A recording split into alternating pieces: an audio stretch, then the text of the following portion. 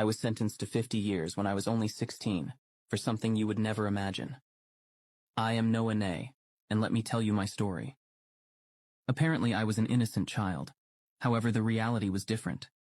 I was trying to join a gang, which required me to prove that I was capable of anything. So I made a decision that changed my life forever.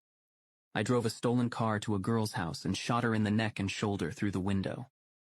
She survived, but I had achieved my goal. It was said that if the bullet had penetrated just a centimeter beyond where it did, the girl would have died. Unfortunately, shortly after, I was arrested and sent to a juvenile detention center, from which I escaped 3 days later. However, I was recaptured 4 days later and returned to the center. I was not willing to stay locked up, so I started assaulting the guards. The officers understood that I was not a normal child and did not deserve to be treated as such, so they judged me as an adult and I was sentenced. Do you think I deserve a second chance? There is a little coffee shop where 2 people arrive and approach the counter. 5 coffees, please. 2 for us and 3 suspended. They pay, take their 2 coffees, and leave. I ask the waiter, what's this about suspended coffees? Wait, and you'll see.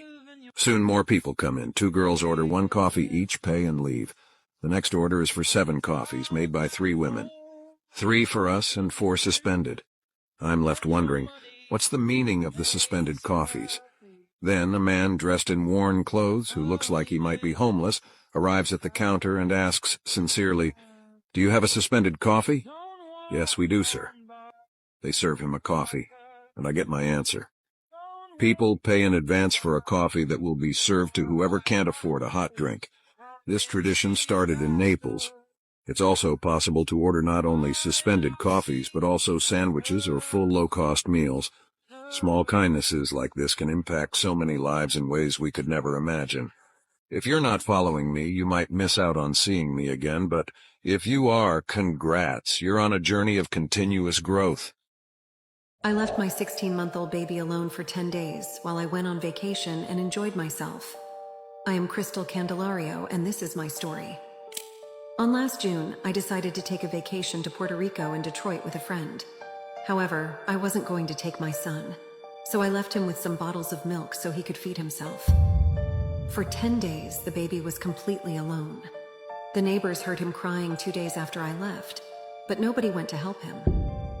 When I came back from the trip, the baby was no longer breathing and he was in terrible condition. So I called the authorities. They found the baby lying on a mattress among feces and urine, weighing 6 pounds less, and with sunken eyes. The autopsy revealed that he died of starvation and dehydration. The judge couldn't believe how a mother had done this to her own child. He told me that I had committed the ultimate act of betrayal. I was sentenced to life in prison without the possibility of parole. I am sorry for my actions, and I regret everything I have done. Do you think I deserve a second chance?